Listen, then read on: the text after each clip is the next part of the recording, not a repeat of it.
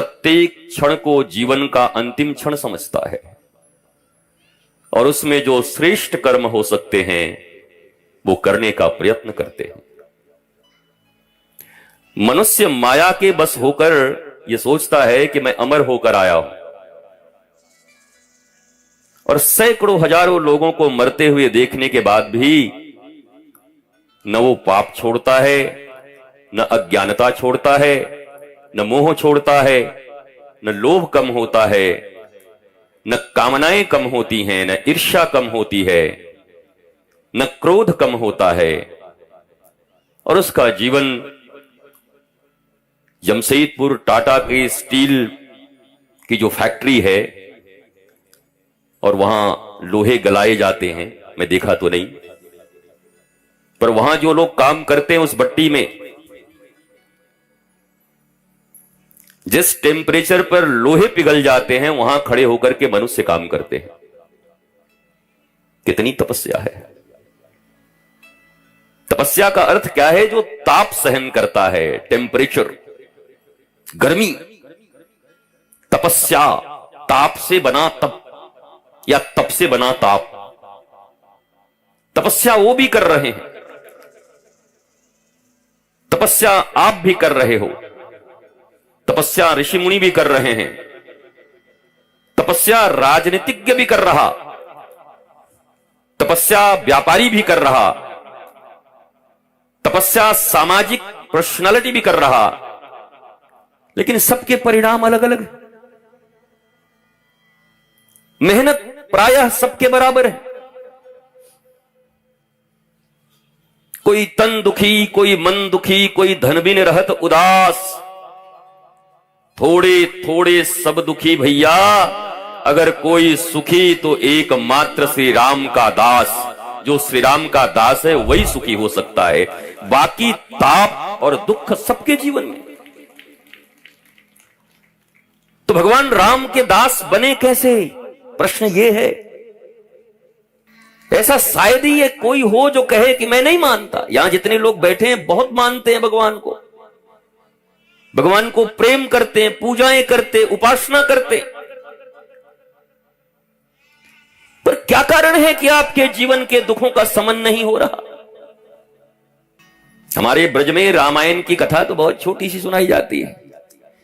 एक राम एक रावण एक क्षत्रिय एक ब्राह्मण, वाने वा की सिया चुराई, वाने वा को लंक जराई। बस इतनी सी बातन्ना और तुलसी ने लिख दियो पोथन्ना। अब ये ब्रज का भाषा है, तुम समझ नहीं पाओगे, पर कहते हैं इतनी छोटी सी कथा है, तुलसीदास ने इतना पोथा लिख दिया। भारतवर्ष में ऐसा शायद ही कोई हो जो राम की कथा न जानता। अच्छा एक बात बताओ, कोई एक बात तुम्हारे घर में तुम्हारी ननद, तुम्हारी जेठानी, तुम्हारी सासू मां, तुम्हारी माताजी, बहन जी, भैया, कोई एक बात अभी सुनाए, एक घंटे के बाद फिर वही सुनाए, फिर एक दिन के बाद वही सुनाए, फिर वही सुनाए। अरे बोला भैया कितनी बार सुनाओगे, थक गया हूं, पक गया हूं। पर एक राम की कथा है, आड़ी तिरछी, आवे ना आवे, भारत ही नहीं पूरी दुनिया में जितनी बार सुनो लगता है कुछ नया सुनकर उठ गए। ये भगवान राम की नवीनता है, कथा की नवीनता नहीं है। नव नवायमान कहते हैं भगवान को, वो हर प्रतिपल अवतरित होते रहते। कोई कहता है 10 अवतार है, कोई कहता है 24 अवतार है। ये सब तात्विक बातों को मत सुना करो, ये तत्ववादी बातों से तुम्हारे कुछ बनने बिगड़ने नहीं है। एकमात्र गुजरात के एक भक्त रहे नरसिंह मेहता, उनके लिए भगवान 56 बार अवतार लेकर आए, 56 टाइम्स। एक आदमी के लिए ठाकुर जी 56 बार आ सकते हैं,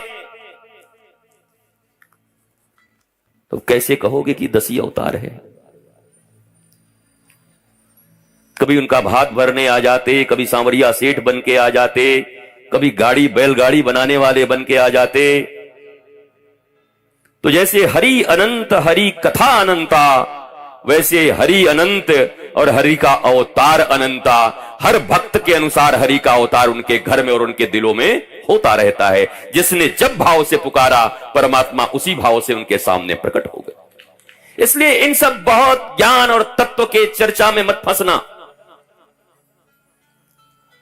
तात्विक बातें तो मैं कर सकता हूं, वेद वेदांत सिद्धांत से बात करूंगा, सब तुम्हारे लिए बाउंसर हो जाएगा, ऊपर से चली जाएगी तुम्हारी बात।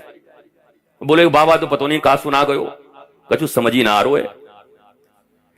इसलिए बेरमो की ये जो प्यारी सी जनता यहां बैठी है, प्यारे सब राम भक्त, कृष्ण भक्त, दुर्गा मां, काली मां, राधा रानी, जानकी जी,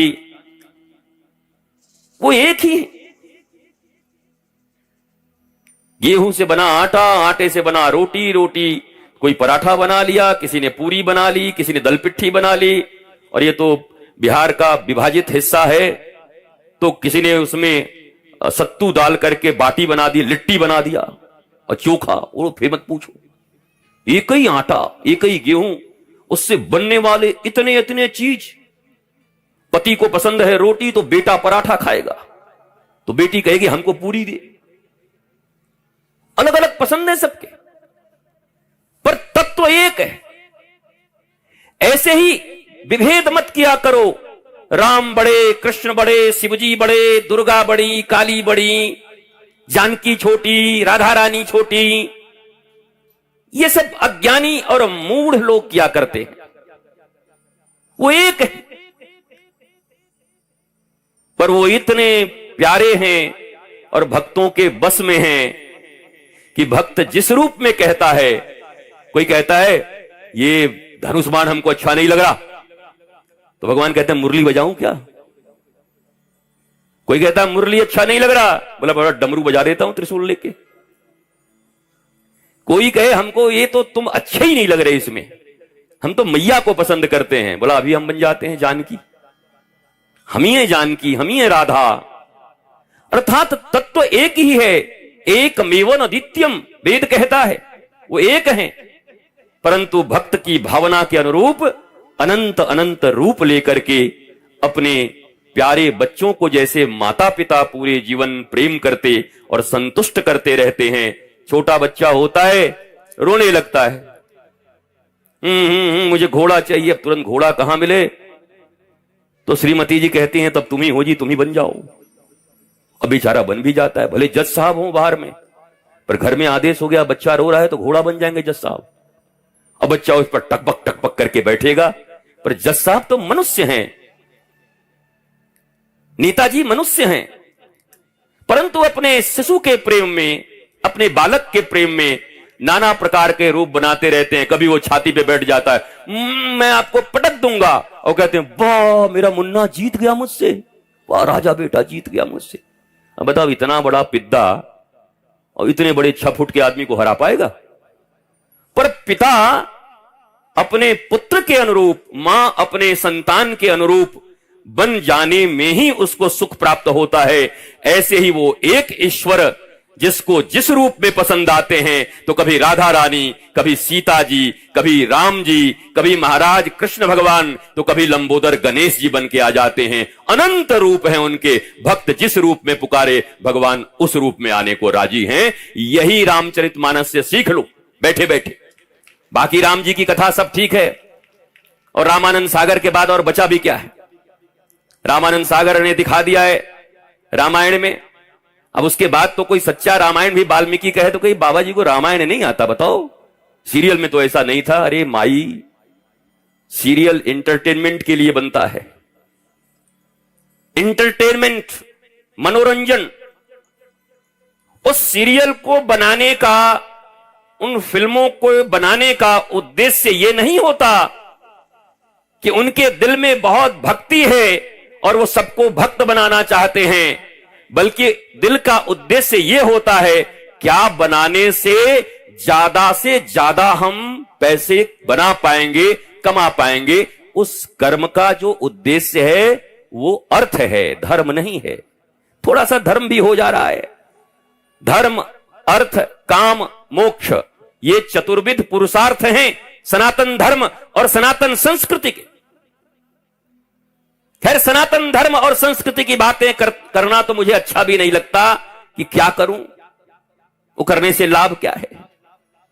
इतनी बड़ी संख्या में आप सब बैठे हो और सब कहते हो हम सनातनी हैं, सब कहते हो हम राम जी को मानते हैं, हम भगवान को मानते हैं, पर सनातन धर्म के जो 16 संस्कार हैं, अगर उन 16 संस्कारों के नाम भी पूछ दूं तो नहीं बता पाओगे।